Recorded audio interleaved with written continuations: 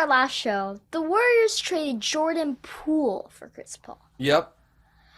Did Golden State find the fresh start they needed? Or did they just trade their best young player for another guy Draymond does not get along with? Well, I think both are true. So, listen, they had to get off Jordan Poole. And it's not just because he was unplayable in the postseason, but it's also because, and Zach Lowe, to his credit, made this point a month ago, and I think it was a very smart one. They are going to ask Draymond Green, I don't know if it's necessarily to take a pay cut, but they don't want to give Draymond Green 4 years, $120 million. Why is that a noteworthy figure? That is the amount of money that Jordan Poole's contract was for. And so you can't ask Draymond Green to take less than... You can't be doing that, Deanna. It can't be. It's too early in the show to be making fun of me. It's distracting. We're doing hardcore sports talk right now. If you're watching on YouTube, she was already mocking me. You can't ask Draymond Green to take less than 4 years, 120 if Jordan Poole's on the team. So Jordan Poole had to be moved. Also, if you listen to Cameron and Mace's show, what they reported that Jordan Poole was saying to Draymond Green doesn't give him license to have punched him, but he hit him with some zingers, including, why is your handle money green if you're broke, and so on and so forth. So that relationship was torched from the beginning. So it is odd that they are bringing in Chris Paul in order to move off Jordan Poole, but Chris Paul obviously has a bit of a tortured relationship with the Warriors. Not just 3 years ago when Draymond went on Stack's show, Steven Jackson's show, and said, I don't like Chris Paul. But as recently as this season, when Steph Curry said to Chris Paul, it ain't 2014 anymore. So, why did they do this?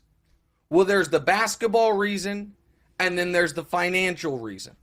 The basketball reason is this Warriors team was not able to function when Steph Curry went to the bench. So now you have one of the best pure point guards of all time. He can fill in those minutes. So that makes sense. The non-basketball reason is a financial reason.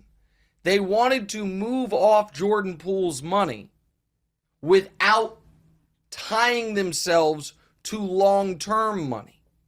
Because if it was purely give us the best team possible for next season, you know who they pretty clearly could have gotten, it would appear? Bradley Beal.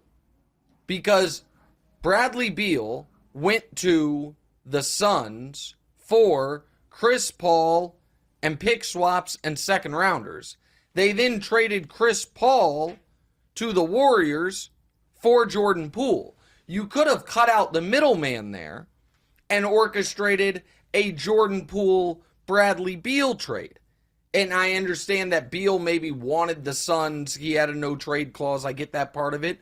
But I at least think that would have been plausible. You certainly could have gotten John Collins. There are other guys that were available that I think would have potentially helped the Warriors more. What those guys didn't have was a contract that expires after this year. And with the very onerous new collective bargaining agreement for the super high spending teams, the Warriors needed to get off Jordan Poole's money without adding long-term commitments, but also with keeping this window open at least for right now. What does this mean for Draymond? I think he's going to get a contract extension. I don't buy that he's going to the Kings. I do buy that his agent, Rich Paul, will leverage the fact that the Kings have salary cap space now as a way to drive the price up for the Warriors on Draymond. But it looks like it's going to be around 3 years, around $90 million for Draymond Green as they try to win one more title with the Draymond, Steph, Klay core. Now, last point on this, which is Chris Paul. Everybody thinks Chris Paul is going to be coming off the bench. And I understand why they think that, because if you have Steph, Klay, Wiggins, Draymond as have to start, you're not going to have Draymond be your biggest guy. So Looney will be the other starter, and then Chris comes off the bench. Chris Paul started his entire high school career, his entire college career, except for the game he was suspended for the first half for punching Julius Hodge in the groin, and has played 1,363 NBA games. He has started all of them. So we are now asking Chris Paul to come off the bench, to play very limited minutes, which I think is good for him, and to essentially lay down his sword in the Steph rivalry. It's asking a lot of Chris Paul. We'll see how good he is with it. Right now, everyone is saying the right things, but we'll see. Deanna, you have a follow-up? Yeah, fine. Are you sure you're done? Yeah, I'm done. Okay. Go ahead. The follow-up question is, how will it change CP3's legacy if he wins a ring as a sixth man? So, well, here's the thing.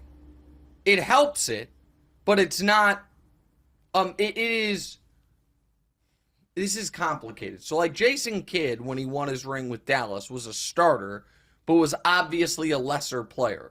Gary Payton, when he won his ring with the Heat, was not a starter and was a far lesser player. The best thing for Chris Paul, obviously, would have been if they won that finals against the Bucks. I felt he was the best player on that team. He got MVP votes that year. I thought he was league MVP that year. And this is a different situation. So it is not, I actually don't think it is a massive switch the way, Jokic going from a guy without a ring to winning the ring did, obviously.